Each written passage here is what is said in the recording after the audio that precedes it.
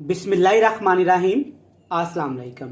मैं हूं इमरान और आप देख रहे हैं इमरान उमर यूट्यूब चैनल। तो मेरे प्यारे व्यूवर्स, प्यारे फैमिली मेंबर्स, आज हम बनाएंगे बेसन की मंगोलियाँ। बेसन की मंगोलियाँ बड़ी ही मज़ेदार और यूनिक रेसिपी है। आप एक दफ़ा बेसन की मंगोलियाँ घर में ज़रूर ट्राई करिएगा। इसका सालन इतना मज़ेदार बनता है कि आप चिकन मटन गोश्त खाना भूल जाएंगे। बेसन की मंगोलियाँ एक डिफरेंट तरीके से बनाई जाती हैं, बिल्कुल सादा से तरीके से, लेकिन इसमें कोई एक्स्ट्रा मिर्च मसालों का इस्तेमाल हरगिज़ नहीं किया जाता। फिर भी ये इतनी मज़ेदार बनती हैं कि खाने वाला खाता ही चला जाए। तो चलें जनाब, फटाफट से चलते हैं किचन में और बनाते हैं एकदम लाजवाब मज़ेदार सी ये बेसन की मंगोलियाँ। तो चलें जी, बिस्मिल्लाहिर्रहमानिर्रहीम। ये मज़ेदार बेसन की मंगोलियाँ बनाने के लिए 2 कप यहाँ पे मैंने बेसन लिया है। बेसन को सबसे पहले आपने अच्छे से छान लेना है। अब बेसन में कुछ मसाले शामिल करेंगे। सबसे पहली चीज़ जो इसमें जाएगी, लाल मिर्च का पाउडर। ये जाएगा 1 खाने का चम्मच भर के, और इसके साथ ही डाल देंगे तकरीबन आधा खाने का चम्मच हल्दी पाउडर, और इसके साथ 2 चीज़ें और इस्तेमाल करेंगे। कुटा हुआ जीरा जाएगा 1/2 टीस्पून, और 1 टेबल स्पून भर के यहाँ पे ये है मेरे पास चाट मसाला, ये भी इसमें शामिल कर देंगे। बेसन की ये मंगोलियाँ बड़ी यूनिक सी रेसिपी है, आप ट्राई करिएगा, आपको पसंद आएगी। अब इसमें शामिल करेंगे यहाँ पे 1/2 टीस्पून नमक का। नमक डालने के बाद इसमें डालेंगे तकरीबन 2 खाने के चम्मच 2 टेबल स्पून भर के कुकिंग ऑयल के। अगर आपके पास कुकिंग ऑयल नहीं है तो आपने अच्छे से घी को मेल्ट करके इसमें शामिल कर देना है। अब इसके साथ ही शामिल करेंगे तकरीबन 3 से 4 खाने के चम्मच पानी के। ठंडा पानी है, आप गर्म पानी का भी इस्तेमाल कर सकते हैं। पानी आपने ज़्यादा इस्तेमाल नहीं करना। अब आपने तमाम चीज़ों को एक दफ़ा अच्छे से ऐसे मिक्स कर लेना है, ताकि तमाम चीज़ें अक्सर अच्छे से मिक्स हो जाएं। मिक्स करने के बाद एक हमने इसमें बड़ा प्यारा सा थिक सा बैटर बना लेना है। तो चलिए जी, सारी चीज़ें मैंने अच्छे से मिक्स कर ली हैं। आप चेक कर सकते हैं कि बड़ा स्मूथ सा एक डो तैयार हो गया। इस तरह का आपने डो तैयार कर लेना है। अब आपने इस डो के छोटे छोटे से ऐसे पेड़े बना लेने हैं, बाउल बना लेने हैं। इस तरह से हाथों को थोड़ा सा आप घी लगा लें, तेल लगा लें, वैसे ज़रूरत नहीं है क्योंकि इसके अंदर हमने ऑयल ऑलरेडी शामिल किया हुआ है। इस तरह से आपने हथेली को घुमा घुमा के इस तरह प्यारे प्यारे से बाउल बना लेने हैं। ये आसानी के साथ बन जाएंगे। बड़ी मज़े की और यूनिक रेसिपी है। मैं आपको रिकमेंड करूंगा कि आपने एक दफ़ा इसे घर में ज़रूर ट्राई करना है। चेक करें माशाल्लाह कितने खूबसूरत और गोल मटोल से इसे बाउल बन गए हैं। इसी तरह से सारे बाउल आपने बना लेने हैं। तो चलें जी व्यूअर्स, आप देख सकते हैं माशाल्लाह काफ़ी ज़्यादा यहाँ पे मंगोलियाँ बन गई हैं सिर्फ 2 कप बेसन से। इस तरह से माशाल्लाह आपने अच्छी से ऐसे गोल मटोल सी मंगोलियाँ बना लेनी है। ये बिल्कुल भी नहीं टूटती और आसानी के साथ बन जाती हैं। तो चलिए जी, सारी मंगोलियाँ आपने इसी तरह से बना लेनी है। अब हम इसका एक मज़ेदार सा ग्रेवी वाला सालन तैयार करेंगे। तो मंगोलियों का सालन बनाने के लिए आपने तकरीबन 3 खाने के चम्मच कुकिंग ऑयल ले लेना है। सबसे पहली चीज़ इसमें डालेंगे जीरा। ये जाएगा तकरीबन 1 टीस्पून भर के। इससे मंगोलियों का सालन का टेस्ट बहुत ज़्यादा बढ़ने वाला है। इसके साथ इसमें डाल देंगे तकरीबन 2 बड़े साइज़ के प्याज, लेकिन प्याज आपने बिल्कुल बारीक फाइन चॉप करके इसमें शामिल करने हैं। ना ही प्याज का हम पेस्ट बनाएंगे और ना ही प्याज को मोटा मोटा सा काट के इसमें डालेंगे। और साथ में डाल देंगे तकरीबन 3 से 4 सब्ज़ मिर्च। सब्ज़ मिर्च को आपने बिल्कुल फाइन चॉप कर लेना है, बारीक बारीक सा काट लेना है। अब आपने प्याज को, सब्ज़ मिर्च को ऑयल के अंदर इतना पकाना है कि दोनों चीज़ें अच्छे से पक जाएं और इनका प्यारा सा कलर भी आ जाए। तो माशाल्लाह प्याज का अच्छा सा कलर यहाँ पे आ गया है। इससे ज़्यादा इस रेसिपी में हमने प्याज को बिल्कुल भी नहीं पकाना।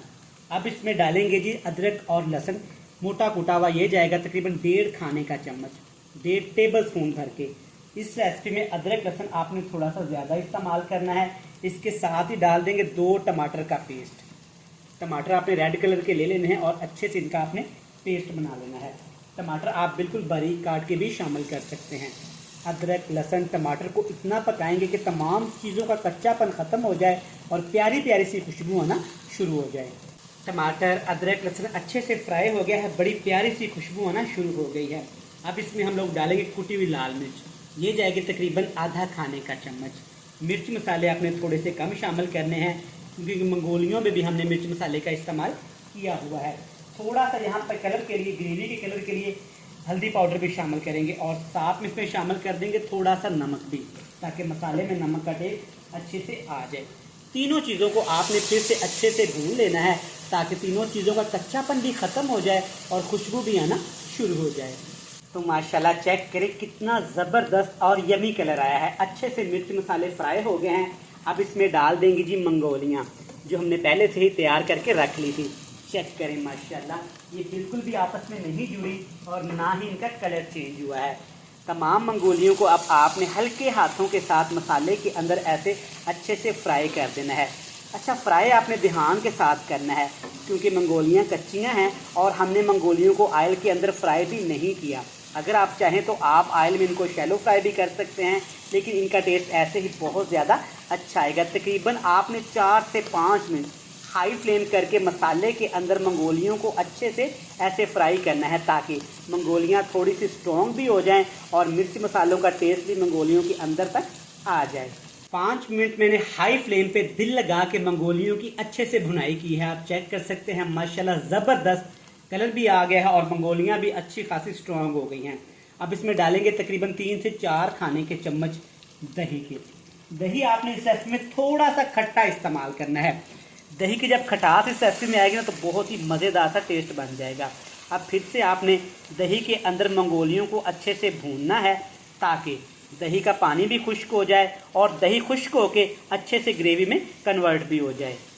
तो लीजिए, आप चेक कर सकते हैं कि दही का पानी अच्छे से खुश्क हो गया है और ज़बरदस्त माशाल्लाह मंगोलियाँ भी काफ़ी ज़्यादा यहाँ पे साइज़ में डबल हो चुकी हैं, क्योंकि फूल चुकी हैं। मंगोलियाँ बनके तैयार है। अब ग्रेवी के लिए इसमें पानी डालेंगे।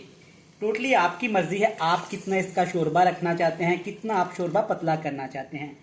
तो इतनी सी रेसिपी में 1 बड़ा कप पानी आपने शामिल कर देना है, काफ़ी होगा। अच्छे से मिक्स कर लेंगे।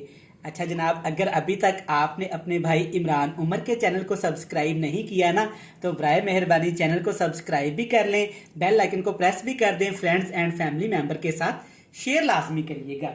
जिन मेरे प्यारे बहन भाइयों ने अपने भाई के चैनल को पहले से ही सब्सक्राइब कर रखा है ना, उनका खुले दिल से थैंक यू सो मच। अब इसके ऊपर आपने ढक्कन लगा देना है और आग का फ्लेम बिल्कुल लो टू मीडियम सा नीचे कर देना है। हाई फ्लेम नहीं करेंगे। अगर हाई फ्लेम के अंदर मंगोलियों को उबालेंगे ना, तो मंगोलियां आपस में टूट जाएंगी। तो 5 से 7 मिनट के लिए आपने बिल्कुल हल्की आंच पे अच्छे से पानी को भी पका लेना है। तो चलें जी, मंगोलियों को हमने ढक्कन लगा के पकाया है तकरीबन 10 से 12 मिनट। अल्हम्दुलिल्लाह माशाल्लाह खुशबू तो बड़ी कमाल की आई है जनाब। और चेक करें माशाल्लाह मंगोलियां भी कितनी ज़बरदस्त तैयार हो गई हैं। बिल्कुल कमाल की मंगोलियां तैयार हो गई और ग्रेवी चेक करें कितनी दानेदार माशाल्लाह तैयार हुई है। ज़बरदस्त अल्हम्दुलिल्लाह। कोई गरम मसाला इसमें शामिल नहीं करेंगे और ना ही कोई एक्स्ट्रा मसाला इसमें और जाएगा।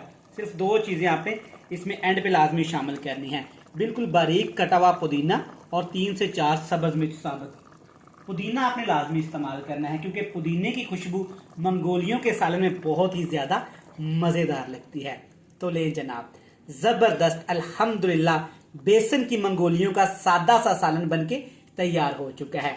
तो चलिए जी, फ्लेम को ऑफ करते हैं और हमेशा की तरह जनाब आपसे आज हम मिलने वाले हैं बड़ी ही ज़बरदस्त और यमी सी फाइनल लुक के साथ। तो चलें जी, माशाल्लाह अल्हम्दुलिल्लाह आप चेक करें बेसन की मंगोलियाँ कितनी ही ज़बरदस्त तैयार हुई हैं। मंगोलियों का सालन एक दफ़ा आप घर में ज़रूर ट्राई करिएगा, इंशाल्लाह ये आपको बहुत पसंद आने वाला है। आज की रेसिपी पसंद आई हो तो चैनल को सब्सक्राइब कर दें, बेल आइकन को प्रेस कर दें, फ्रेंड्स एंड फैमिली मेम्बर के साथ शेयर कर दें। कल फिर मिलेंगे नई और मज़ेदार सी रेसिपी के साथ। तब तक इमरान उमर को दीजिएगा इजाज़त। ढेर सारा प्यार, दुआओं में रखिएगा याद। खुदा हाफिज़।